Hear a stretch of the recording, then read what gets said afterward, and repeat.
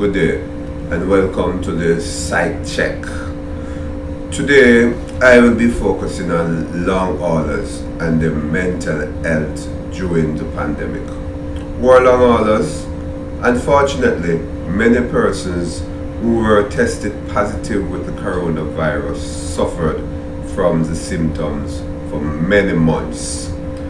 These persons were called the long haulers as they had to endure more than the ordinary living victims of this dreadful disease. A professor of medicine at George Washington University suggested that these are persons who would have long-term effects of the virus and may be sick for a long time. Can you imagine, guys? They will be sick for a long time. Long haulers had suffered severe neurological and cognitive challenges along with chest pains and breathing difficulties for up to 6 months. Long haulers were experiencing acute COVID syndrome, which is a long-term syndrome. Let's call acute COVID syndrome ACS.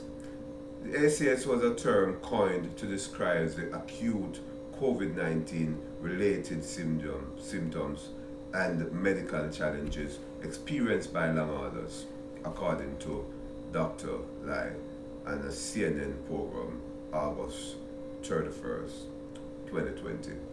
Patrick Ewing, you all know him, right? He's a basketball Hall of Famer and coach who also got infected with the virus.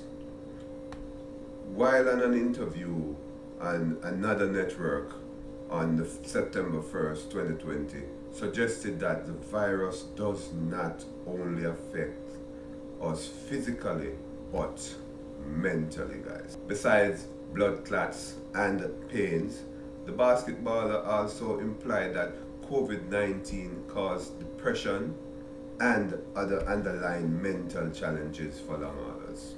Dr.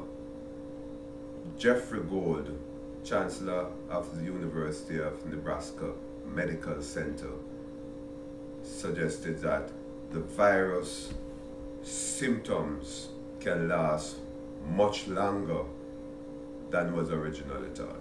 Can you imagine? Gold said that changes in intellectual functions may linger long after the infection. How does this so-called acute COVID-19 syndrome affect the mental health of long haulers? Several long haulers had texted in answering this question through Facebook. What are they saying? Depressed and have been suicidal, on antidepressants, and I am having counseling, no sense of smell or taste since March.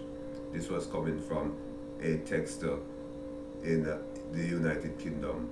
Another one, mood swings, mainly feeling of no hope, sadness, then can feel elated if you are able to taste, smell something normal. Also despair some days. That's what JH, let's call her that, was feeling. Let's listen to what a Michigan resident was saying as he texted through Facebook. Post-traumatic stress disorder from having COVID and also treating dozens of COVID patients and watching too many people die from it. I have short-term memory deficit, anxiety, depression, panic disorder, chronic fatigue, and no sense of smell aside from an occasional taste. This is one of our frontline workers, medical personnel in Michigan. That's very graphic, and now we see that even those frontline workers are having mental health challenges. MH, let's call her that, saying chronic exhaustion. She's tired. We're all tired of this COVID-19 episode, right? It's what we call COVID exhaustion, right? It's really a tiring sort of thing. No, we're tired of it, but it's here, right? AN said, texted, a lot of panic attacks, and almost everyone around me either had anxiety or depression. Wow. So the COVID-19 situation has been affecting many persons' mental health, and it's really, really a sad thing. But Psych Check has been out there looking at the mental challenges, the psychological issues that are facing persons during the pandemic.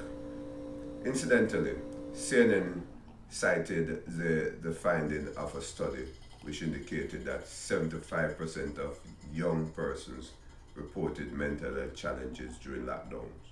An expert also suggested on here on October 13, 2020, that continued homeschooling during the pandemic would have caused academic or achievement gap, for that matter, and mental health challenges for students. We've seen that coming. It's logical. It's what we call in psychology a logical consequence. Once they are now shifted from the normal school system, there will be academic and achievement gaps. What will happen after COVID? Let's see. There may be some fall in grades and extra works for teachers who will also be depressed. And talking about teachers, they are going through mental challenges because of this sort of change as well.